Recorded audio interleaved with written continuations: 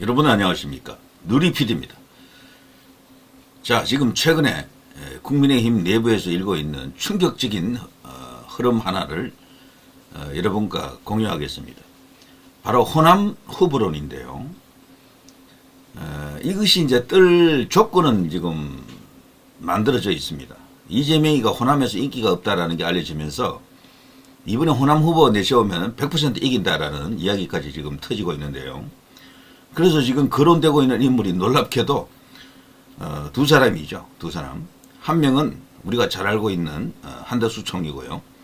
한덕수 총리를 세워야 된다라고 주장하는 사람들도 꽤 많이 있죠.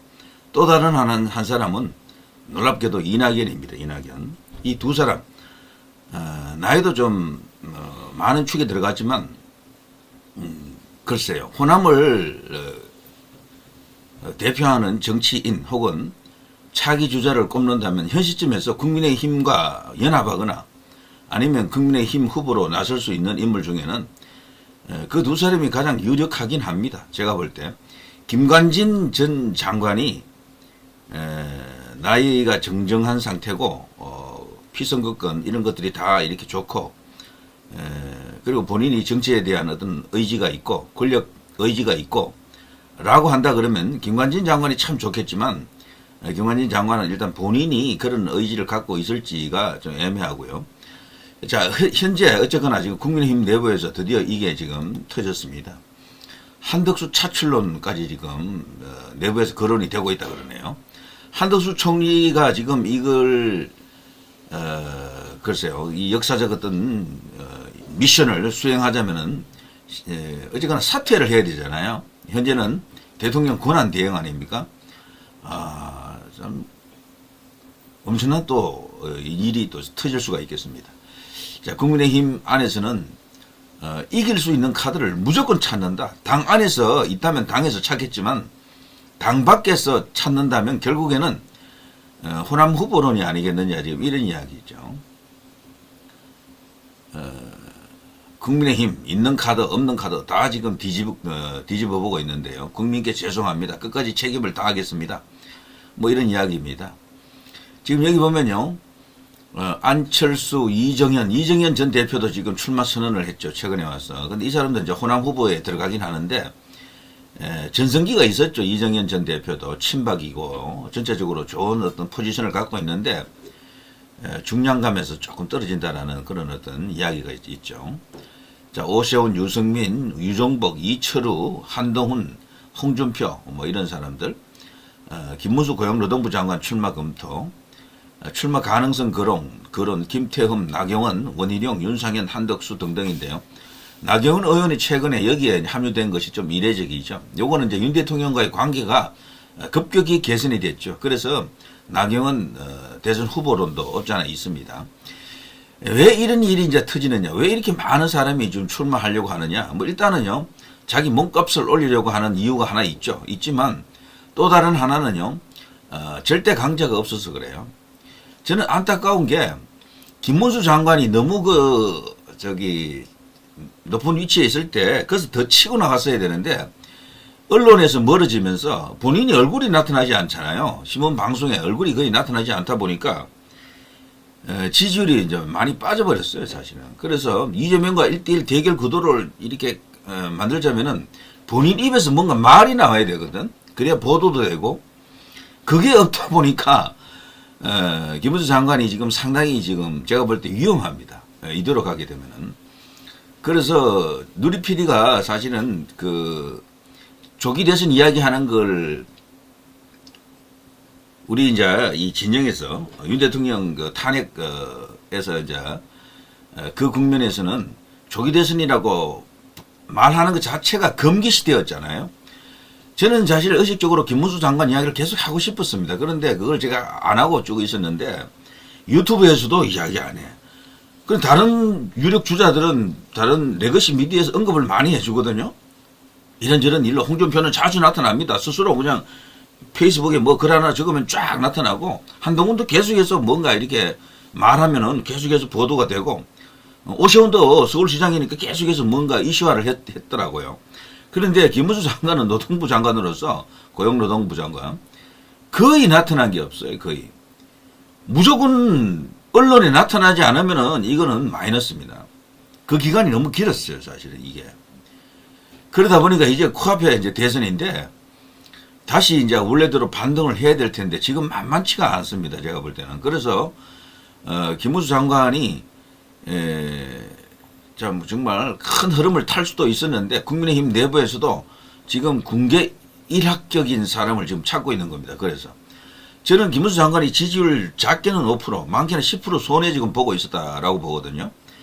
5% 정도만 더 나오고 있더라도 다자구도에서 이재명이 한 40 얼마 나온다 하더라도 김문수 장관이 거의 뭐 한 그러면은 못 나오도 한 15에서 20 이상 나올 텐데 그러면은 사실상 다른 주자들이 크게 힘을 쓰기 어렵습니다. 1대1 대결 구도에서도 그렇게 큰 차이 나지 않을 텐데 계속해서 내려와 버렸어요. 계속해서 전체적으로 보게 되면은 여권 안에서 김문수에 대한 지지 흐름이 있는 건 사실이지만 다른 쪽으로도 지금 빠져나가고 있는 거죠. 계속해서. 자, 이런 가운데 드디어 이제 국민의힘 내부에서 이길 카드는 누구냐 이걸 놓고 지금 의심을 하고 있는 거죠. 자, 그래서 지금 나온 게 이 한덕수 차출론입니다. 그리고 또 하나 있습니다. 국힘 후보 난립 속 이낙연이 주목받는 이유는 자, 이 사람을 국민의힘 후보로 내세우자라는 이야기는 안 해요. 나중에 연대의 대상 단일화할 때 이 이낙연하고도 단일화할 수도 있다라는 거죠. 근데 단일화할 때 말이죠. 1대1 대결을 붙여보면 알 수 있어요. 이재명 대 이낙연, 이재명 대 국민의힘 후보 누구 이래가지고 더 높은 사람 쪽으로 후보를 이제 밀어주는 식입니다. 이제 그런 걸 거론을 지금 할 수도 있는 거죠.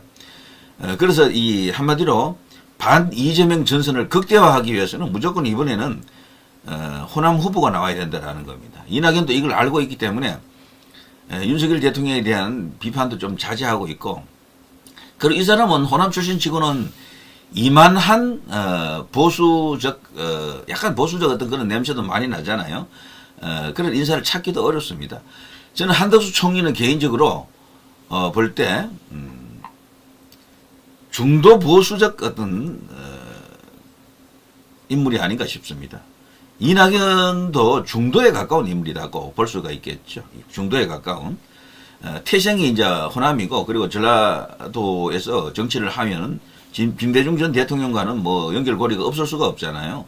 자, 그런 나름대로의 어떤 조건을 갖고 있지만, 지금 현 시점에서 볼 때, 국민의힘이 만일에서 호남에서 후보를 찾는다면은, 제휴할, 연합할, 연대할 인물을 찾는다 그러면은, 결국 이낙연 플러스 한덕수 이 두 사람밖에 없을 것 같다라고 생각이 듭니다. 제 생각에도 이 밖에 누가 있을 것이라고 생각되기는 어려워요. 자, 이게 지금 급박하게 돌아가고 있는 상황입니다. 자, 이거를 좋은 현상으로 봐도 좋습니다. 어쨌거나 이재명을 어떻게든 대통령 되는 것을 막아야 된다라는 시대적 어떤 명제, 절체절명의 상황.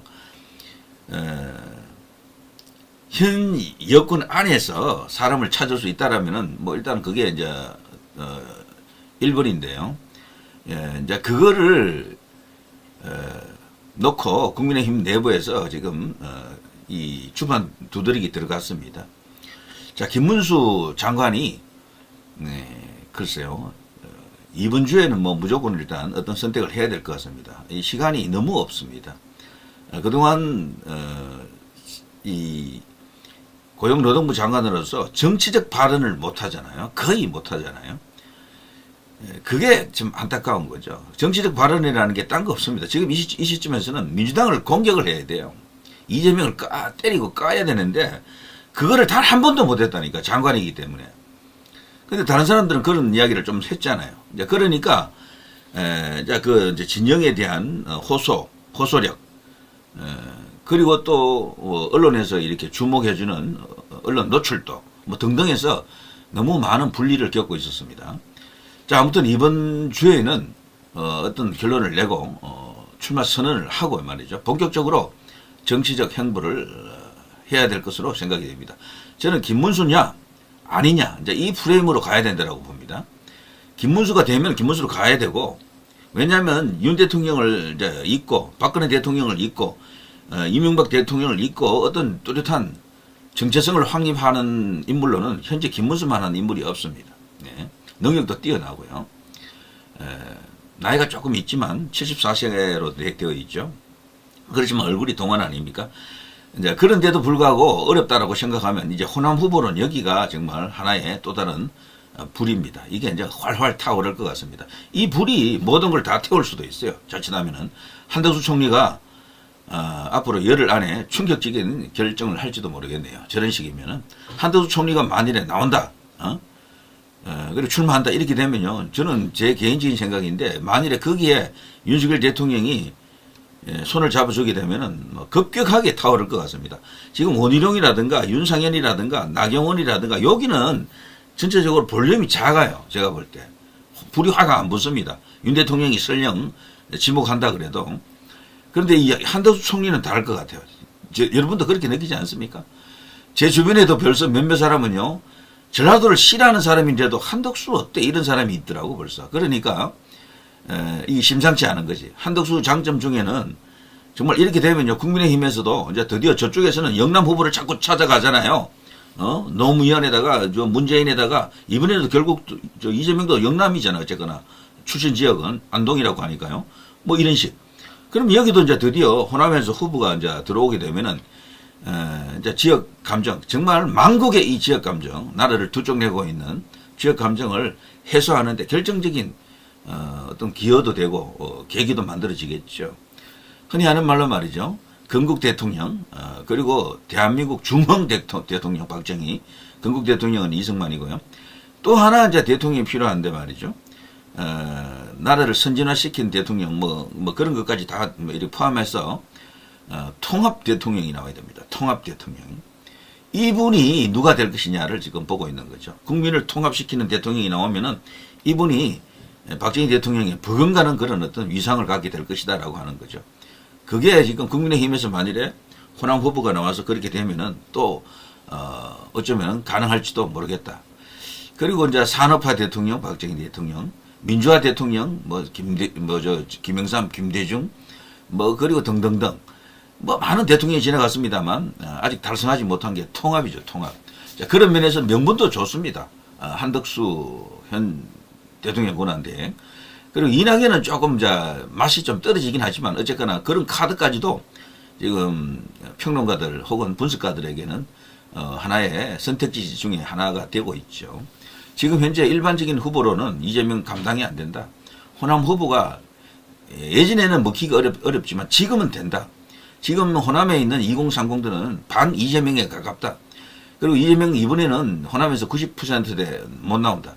70% 정도로 떨어질 가능성도 있다. 그렇다면 그 표가 수도권에까지 영향을 준다. 수도권에 거대한 호남 연고들이 있거든요. 전체적으로 1000만이라고 합니다. 이들이 이번에 결정적인 캐스팅 보트가 될 것이다. 이런 어떤 이야기들이죠. 자, 숨가쁜 한 주가 될 것 같습니다. 누리 PD 김준이었습니다.